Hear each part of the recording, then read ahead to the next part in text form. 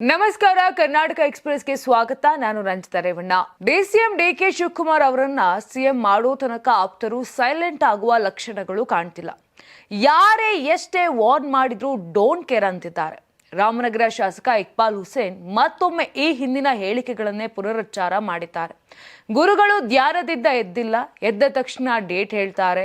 ಅವರು ಕೊಟ್ಟ ದಿನಾಂಕದೊಳಗೆ ಡಿಕೆ ಶಿವಕುಮಾರ್ ಸಿಎಂ ಆಗಿ ಪ್ರಮಾಣ ವಚನ ಸ್ವೀಕಾರ ಮಾಡುತ್ತಾರೆ ಎಂದು ಮತ್ತೊಮ್ಮೆ ಸ್ಫೋಟಕ ಹೇಳಿಕೆ ನೀಡಿದ್ದಾರೆ.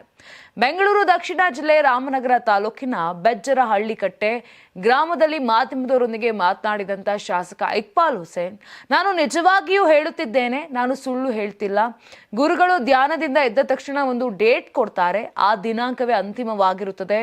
ಗುರುಗಳು ಹೇಳಿದಂತೆ ಆಗಿಲ್ಲ ಎಂದರೆ ನನಗೆ ರಾಜಕಾರಣ ಬೇಡ ಎಂದಿದ್ದಾರೆ. ಆ ಮೂಲಕ ಡಿಕೆ ಶಿವಕುಮಾರ್ ಸಿಎಂ ಆಗುವ ಬಗ್ಗೆ ಇಕ್ಬಾಲ್ ಹುಸೇನ್ ಮತ್ತೊಮ್ಮೆ ಭವಿಷ್ಯವನ್ನ ನುಡಿದಿದ್ದಾರೆ. ರಾಜ್ಯ ಸರ್ಕಾರಕ್ಕೆ ಗ್ಯಾರಂಟಿಗಳು ಹೊರೆಯಾಗುತ್ತಿವೆ ಎಂಬ ಡಿಸಿಎಂ ಡಿಕೆ ಶಿವಕುಮಾರ್ ಹೇಳಿಕೆಗೆ ಪರ ವಿರೋಧಗಳು ಕೇಳಿ ಬರ್ತಿವೆ. ಕಾಂಗ್ರೆಸ್ಸಿಗರು ಸಮರ್ಥನೆ ಮಾಡಿಕೊಳ್ತಿದ್ರೆ ವಿಪಕ್ಷಗಳಾದ ಬಿಜೆಪಿ ಜೆಡಿಎಸ್ ಕೆರಳಿ ಕೆಂಡವಾಗುತ್ತಾರೆ. ಹೋದಲ್ಲಿ ಬಂದಲ್ಲಿ ಕುಟುಕುತ್ತಲೇ ಇದ್ದಾರೆ. ಇದೀಗ ಸಹೋದರ ಮಾತಿಗೆ ಮಾಜಿ ಸಂಸದ ಡಿಕೆ ಸುರೇಶ್ ಸಮಜಾಯಿಷಿ ಕೂಡ ಕೊಟ್ಟಿದ್ದಾರೆ. ಹೊರೆಯಾದರೂ ಕೊಟ್ಟ ಮಾತಿನಂತೆ ಗ್ಯಾರಂಟಿಗಳನ್ನ ಈಡೇರಿಸಬೇಕು, ಇಲ್ಲದಿದ್ರೆ ಗ್ಯಾರಂಟಿ ಬಗ್ಗೆ ಹೇಳುವ ಮುಂಚಿತವಾಗಿ ಮಾತು ಕೊಡೋದಕ್ಕಿಂತ ಮುಂಚಿತವಾಗಿ ಚಿಂತನೆ ಮಾಡಬೇಕಾಗಿತ್ತು. ಗ್ಯಾರಂಟಿ ನಮ್ಮ ವಾಗ್ದಾನ, ಕರ್ನಾಟಕದ ಜನರಿಗೆ ಕೊಟ್ಟ ವಾಗ್ದಾನ, ಆ ವಾಗ್ದಾನದಂತೆ ನಡೆಯಬೇಕು ಅಂತ ಹೇಳಿದ್ದಾರೆ. ಯಾರು ಚುನಾವಣೆ ಎದುರಿಸಿದ್ರೋ ಅವರೆಲ್ಲ ಜನರಿಗೆ ನಂಬಿಕೆಯನ್ನ ಕೊಟ್ಟಿದ್ದಾರೆ. ಹೊರೆಯಾದ್ರೂ ಆಗ್ಲಿ ಏನಾದ್ರೂ ಆಗ್ಲಿ ಕೊಟ್ಟ ಮಾತನ್ನ ಈಡೇರಿಸಲೇಬೇಕು. ಈಗ ಮಾತು ಕೊಟ್ಟಾಗಿದೆ, ಅದರಂತೆ ನಡೆದುಕೊಳ್ಬೇಕು. 5 ವರ್ಷಗಳ ಕಾಲ ಏನೇ ಕಷ್ಟ ಆದ್ರೂ ಆ ಗ್ಯಾರಂಟಿಗಳನ್ನ ರಾಜ್ಯದ ಜನರಿಗೆ ನೀಡಬೇಕು ಅಂತ ಡಿಕೆ ಸುರೇಶ್ ಒತ್ತಾಯಿಸಿದ್ದಾರೆ. ವಿಜಯಪುರ ಬಳಿಕ ಕೊಪ್ಪಳದಲ್ಲಿ ಜೆಡಿಎಸ್ ಬೃಹತ್ ಸಮಾವೇಶಕ್ಕೆ ಭರ್ಜರಿ ಸಿದ್ಧತೆಗಳು ನಡೆಯುತ್ತಿವೆ. ಜೆಡಿಎಸ್ ಯುವ ಘಟಕದ ರಾಜ್ಯಾಧ್ಯಕ್ಷ ನಿಖಿಲ್ ಕುಮಾರಸ್ವಾಮಿ ಕೂಡ ಆಗಮಿಸಿದ್ದಾರೆ. ಈಗಾಗಲೇ ಅಂತಿಮ ಹಂತದ ಸಿದ್ಧತೆಯಲ್ಲಿ ಕಾರ್ಯಕರ್ತರು ತೊಡಗಿಸಿಕೊಂಡಿದ್ದಾರೆ. ಸಮಾವೇಶಕ್ಕೂ ಮುನ್ನ ಸಂಜೆ 4 ಗಂಟೆಗೆ ಗವಿಮಠಕ್ಕೆ ಭೇಟಿ ನೀಡಿ ಅಭಿನವ ಶ್ರೀಗಳ ಆಶೀರ್ವಾದವನ್ನ ನಿಖಿಲ್ ಕುಮಾರಸ್ವಾಮಿ ಪಡೆಯಲಿದ್ದಾರೆ. ನಂತರ ಪಕ್ಷದ ಬೈಕ್ ರ್ಯಾಲಿಗೆ ಚಾಲನೆ ನೀಡಲಿದ್ದಾರೆ. ಸಂಜೆ 6 ಗಂಟೆಗೆ ಕೊಪ್ಪಳದ ಶಿವಶಾಂತವೀರ ಮಂಗಲ ಭವನದಲ್ಲಿ ನಡೆಯಲಿರುವ ಬೃಹತ್ ಸಮಾವೇಶದಲ್ಲಿ ನಿಖಿಲ್ ಪಾಲ್ಗೊಳ್ಳಲಿದ್ದಾರೆ. ಇನ್ನು ನೇಮಿರಾಜ್ ನಾಯಕ, ಶರಣಬಸವ ಕಂದಕೂರ, ವೆಂಕಟರಾವ್ ನಾಡಗೌಡ, ರಾಜುಗೌಡ, ಕರೆಮ್ಮ ನಾಯಕ, ಕೊಪ್ಪಳ ಜೆಡಿಎಸ್ ಕೋರ್ ಕಮಿಟಿ ಸದಸ್ಯರಾದ ಸಿವಿ ಚಂದ್ರಶೇಖರ ಸೇರಿದಂತೆ ಪ್ರಮುಖ ಜೆಡಿಎಸ್ ಮುಖಂಡರು ಸಮಾವೇಶದಲ್ಲಿ ಪಾಲ್ಗೊಳ್ಳಲಿದ್ದಾರೆ. ಬೆಳ್ಳಿ ಹಬ್ಬದ ಸಂಭ್ರಮ ಹಿನ್ನೆಲೆ ಜೆಡಿಎಸ್ ರಾಜ್ಯಾದ್ಯಂತ ಸಮಾವೇಶಗಳನ್ನು ಹಮ್ಮಿಕೊಳ್ತಿದೆ. ಇನ್ನು ಜೆಡಿಎಸ್ ಭದ್ರಕೋಟೆ ಆಸನದಿಂದ ರಣಕಹಳೆ ಮೊಳಗಿಸಿದೆ. ತಳಮಟ್ಟದಲ್ಲಿ ಪಕ್ಷವನ್ನ ಬಲಪಡಿಸುವುದು ಇದರ ಪ್ರಮುಖ ಉದ್ದೇಶವಾಗಿದೆ. ಇಳಿಯ ವಯಸ್ಸಿನಲ್ಲೂ ಮಗ ಮೊಮ್ಮಗನ ಜೊತೆ ಎಚ್.ಡಿ. ದೇವೇಗೌಡರು ಕೂಡ ಉತ್ಸಾಹದಿಂದಲೇ ಭಾಗಿ ಹಾಕ್ತಿರೋದು ವಿಶೇಷವಾಗಿದೆ. ಸರ್ಕಾರಿ ವೈದ್ಯಕೀಯ ಸಿಬ್ಬಂದಿ ಸಂಘಗಳು ಮಾರ್ಚ್ 11ರಿಂದ ಸರ್ಕಾರಿ ಆರೋಗ್ಯ ಸಂಸ್ಥೆಗಳಲ್ಲಿ ಸೇವೆಗಳನ್ನು ಸ್ಥಗಿತಗೊಳಿಸುವುದಾಗಿ ಘೋಷಿಸಿರುವ ಹಿನ್ನೆಲೆ ಸರ್ಕಾರಿ ಆಸ್ಪತ್ರೆಗಳಲ್ಲಿ ಆರೋಗ್ಯ ಸೇವೆಗಳ ಲಭ್ಯತೆ ಕುರಿತು ಜನಸಾಮಾನ್ಯರಲ್ಲಿ ಆತಂಕ ವ್ಯಕ್ತವಾಗಿದೆ. ಈ ಹಿನ್ನೆಲೆ ಆರೋಗ್ಯ ಸಚಿವ ದಿನೇಶ್ ಗುಂಡೂರಾವ್ ಕರ್ತವ್ಯಕ್ಕೆ ಗೈರಾಗುವವರ ವಿರುದ್ಧ ಕಾನೂನು ಕ್ರಮ ಕೈಗೊಳ್ಳುವ ಆಯ್ಕೆಗಳನ್ನು ಸರ್ಕಾರ ಪರಿಶೀಲಿಸುತ್ತಿದೆ ಎಂದು ಎಚ್ಚರಿಕೆ ನೀಡಿದ್ದಾರೆ. ಅವಶ್ಯಕ ಆರೋಗ್ಯ ಸೇವೆಗಳನ್ನು ಅಸ್ತವ್ಯಸ್ತಗೊಳಿಸಿ ರೋಗಿಗಳ ಜೀವಕ್ಕೆ ಅಪಾಯ ಉಂಟು ಮಾಡುವುದನ್ನು ಲಘುವಾಗಿ ತೆಗೆದುಕೊಳ್ಳಲಾಗುವುದಿಲ್ಲ ಎಂದು ಹೇಳಿದ್ದಾರೆ. ಮಾರ್ಚ್ 11ರಿಂದ 15ರವರೆಗೆ ಹೊರರೋಗಿ ವಿಭಾಗ ಸೇವೆಗಳು ಸ್ಥಗಿತಗೊಳ್ಳಲಿವೆ. ತುರ್ತು ಚಿಕಿತ್ಸೆ ಮಾತ್ರ ಮುಂದುವರಿಯಲಿದೆ. ಮಾರ್ಚ್ 16ರಿಂದ ಸರ್ಕಾರ ಕ್ರಮ ಕೈಗೊಳ್ಳಲಿದ್ರೆ ತುರ್ತು ಸೇವೆಗಳನ್ನು ಒಳಗೊಂಡಂತೆ ಸಂಪೂರ್ಣ ಕರ್ತವ್ಯ ಬಹಿಷ್ಕಾರ ಮಾಡಲಾಗುವುದು ಅಂತ ವೈದ್ಯರು ತಿಳಿಸಿದ್ದಾರೆ. ಸುಮಾರು 65,000ದಿಂದ 80,000 ಸಿಬ್ಬಂದಿ, ಅದರಲ್ಲೂ ರಾಷ್ಟ್ರೀಯ ಆರೋಗ್ಯ ಮಿಷನ್ ಸಿಬ್ಬಂದಿ ಸೇರಿದಂತೆ ಹಲವರು ಪ್ರತಿಭಟನೆಗೆ ಬೆಂಬಲ ನೀಡಿದ್ದಾರೆ.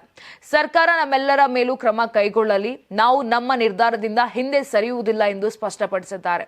ದೀರ್ಘಕಾಲದಿಂದ ಖಾಲಿ ಇರುವ ಹುದ್ದೆಗಳ ಕಾರಣ ಹಿರಿಯ ವೈದ್ಯರು ಪದೋನ್ನತಿ ಇಲ್ಲದೆ ನಿವೃತ್ತಿಯಾಗುತ್ತಿದ್ದಾರೆ ಎಂದು ಕಿಡಿಕಾರಿದ್ದಾರೆ. ನಿಗಮ, ಮಂಡಳಿ ಹಾಗೂ ಪ್ರಾಧಿಕಾರಗಳಿಗೆ ನಾಮನಿರ್ದೇಶನಗೊಂಡಿದ್ದ ಅಧ್ಯಕ್ಷರ ಅವಧಿ ವಿಸ್ತರಣೆ ಮಾಡಿ ಸಿಬ್ಬಂದಿ ಮತ್ತು ಆಡಳಿತ ಸುಧಾರಣಾ ಇಲಾಖೆಯಿಂದ ಆದೇಶ ಮಾಡಲಾಗಿದೆ.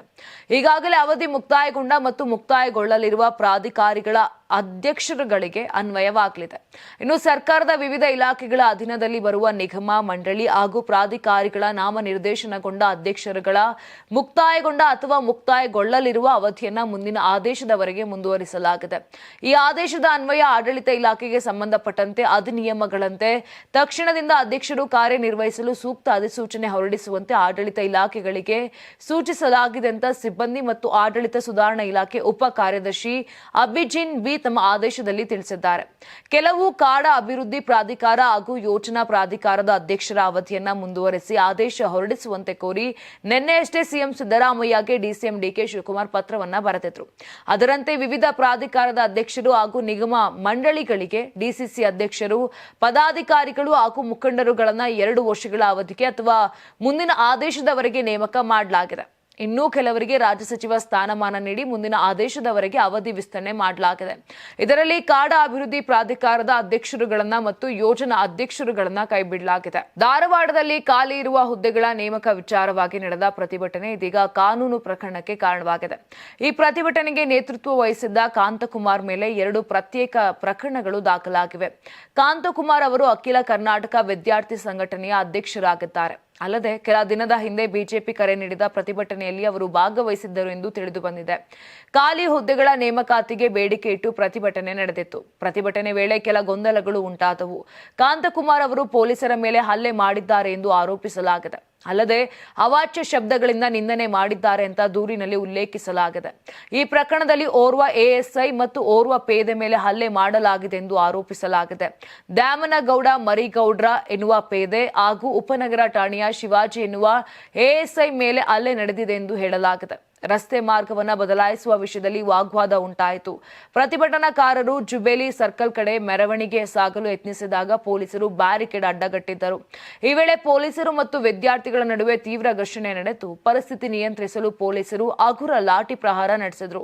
ಆ ಸಂದರ್ಭದಲ್ಲಿ ಪೊಲೀಸರಿಗೆ ಅವಾಚ್ಯ ಶಬ್ದಗಳಿಂದ ನಿಂದಿಸಲಾಗಿದೆ ಎಂಬುದಾಗಿ ದೂರು ದಾಖಲಾಗಿದೆ. ಗೃಹಲಕ್ಷ್ಮಿ ಯೋಜನೆಯಿಂದ ರಾಜ್ಯದ ಬಡ ಮತ್ತು ಮಧ್ಯಮ ವರ್ಗದ ಮಹಿಳೆಯರಿಗೆ ಸಾಕಷ್ಟು ಅನುಕೂಲವಾಗುತ್ತಿದೆ.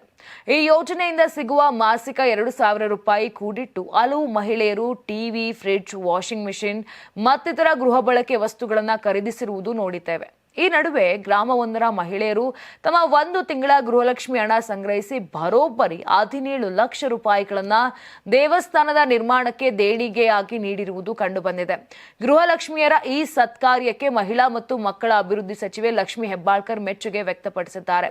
ಗದಗ ಜಿಲ್ಲೆಯ ತಿಮ್ಮಾಪುರದ 850ಕ್ಕೂ ಹೆಚ್ಚು ಮಹಿಳೆಯರು ಸೇರಿ ದೇವಸ್ಥಾನ ನಿರ್ಮಾಣಕ್ಕೆ ಗೃಹಲಕ್ಷ್ಮಿ ಯೋಜನೆಯ ಹಣವನ್ನ ನೀಡಿದ್ದಾರೆ. ಹೀಗಾಗಿ ಗ್ರಾಮದ ಮಹಿಳೆಯರಿಗೆ ಸಚಿವೆ ಹೆಬ್ಬಾಳ್ಕರ್ ಅಭಿನಂದನಾ ಪತ್ರದ ಮೂಲಕ ಪ್ರಶಂಸೆ ವ್ಯಕ್ತಪಡಿಸಿದ್ದಾರೆ. ಈ ಗೃಹಲಕ್ಷ್ಮಿ ಯೋಜನೆಯು ಇಂದು ಕೇವಲ ಕುಟುಂಬಗಳ ಆರ್ಥಿಕ ಶಕ್ತಿಯಾಗದೆ ನಿಮ್ಮಂತಹ ತಾಯಂದಿರ ಭಕ್ತಿಯ ಮೂಲಕ ಧಾರ್ಮಿಕ ಕಾರ್ಯಗಳಿಗೂ ವಿನಿಯೋಗ ಆಗ್ತಿರೋದು ಹೆಮ್ಮೆಯ ಸಂಗತಿ. ಯೋಜನೆಯ ಯಶಸ್ಸಿಗೆ ಕಾರಣಕರ್ತರಾದ ಮುಖ್ಯಮಂತ್ರಿಗಳು ಮತ್ತು ಉಪಮುಖ್ಯಮಂತ್ರಿಗಳ ಆಶಯದಂತೆ ಮಹಿಳೆಯರು ಆರ್ಥಿಕವಾಗಿ ಸ್ವತಂತ್ರರಾಗುತ್ತಿರುವುದಕ್ಕೆ ಈ ಘಟನೆಯ ಸಾಕ್ಷಿ. ಫಲಾನುಭವಿಗಳ ಸತ್ಕಾರ್ಯಕ್ಕೆ ನನ್ನ ತುಂಬು ಹೃದಯದ ಅಭಿನಂದನೆಗಳು ಅಂತ ಸಚಿವೆ ತಿಳಿಸಿದ್ದಾರೆ. ಬೆಳಗಾವಿ ಜಿಲ್ಲೆ ಚಿಕ್ಕೋಡಿ ತಾಲೂಕಿನ ಬಂಬಲವಾಡ ಗ್ರಾಮದಲ್ಲಿ ದ್ವಿತೀಯ ಪಿಯುಸಿ ವಿದ್ಯಾರ್ಥಿನಿಯೊಬ್ಬಳು ಪರೀಕ್ಷೆಗೂ ಮುನ್ನವೇ ಹೃದಯಘಾತದಿಂದ ಸಾವನ್ನಪ್ಪಿರುವ ಘಟನೆ ನಡೆದಿದೆ. ಮೃತ ವಿದ್ಯಾರ್ಥಿನಿಯನ್ನ 17 ವರ್ಷದ ಭೂಮಿಕಾ ಮಾಳಂಗಿ ಎಂದು ಗುರುತಿಸಲಾಗಿದೆ. ಇಂದು ದ್ವಿತೀಯ ಪಿಯುಸಿ ಪರೀಕ್ಷೆ ಇದ್ದ ಕಾರಣ ಭೂಮಿಕಾ ಬೆಳಗ್ಗೆಯಿಂದಲೇ ಪರೀಕ್ಷೆಗೆ ಉತ್ಸಾಹದಿಂದ ಸಿದ್ಧತೆ ಮಾಡಿಕೊಳ್ಳುತ್ತಿದ್ದಳು. ಸ್ನಾನ ಮುಗಿಸಿ ಮನೆಯಿಂದ ಹೊರಬರುತ್ತಿದ್ದಾಗ ಆಕೆಗೆ ದಿಢೀರ್ ಆಗಿ ಎದೆನೋವು ಕಾಣಿಸಿಕೊಂಡು ಕುಸಿದು ಬಿದ್ದಿದ್ದಾಳೆ. ತಕ್ಷಣವೇ ಆತಂಕಗೊಂಡ ಪೋಷಕರು ಆಕೆಯನ್ನ ಸ್ಥಳೀಯ ಆಸ್ಪತ್ರೆಗೆ ಕರೆದೊಯ್ಯುವ ಪ್ರಯತ್ನ ಮಾಡಿದ್ರು.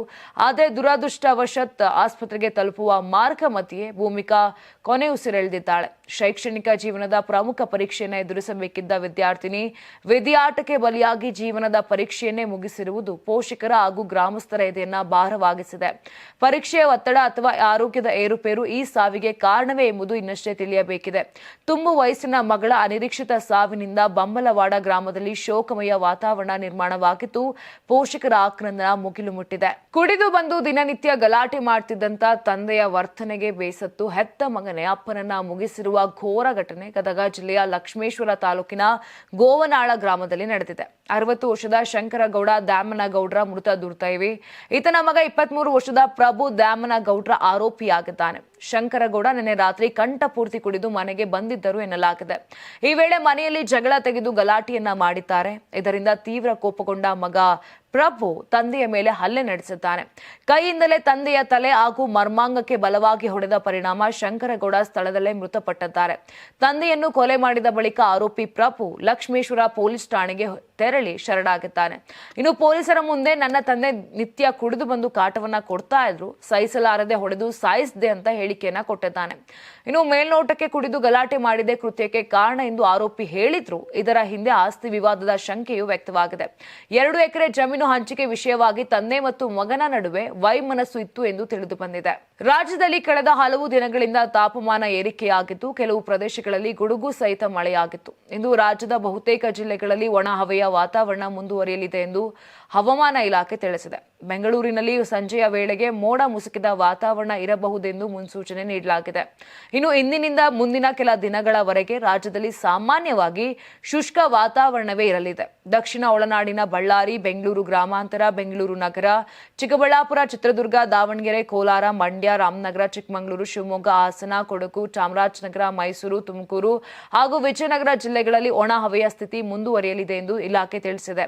ನಗರದಲ್ಲಿ ಮಾರ್ಚ್ 2ನೇ ವಾರದ ನಂತರ ಬಿಸಿಲಿನ ತೀವ್ರತೆ ಇನ್ನಷ್ಟು ಹೆಚ್ಚುವ ಸಾಧ್ಯತೆ ಕೂಡ ಇದೆ.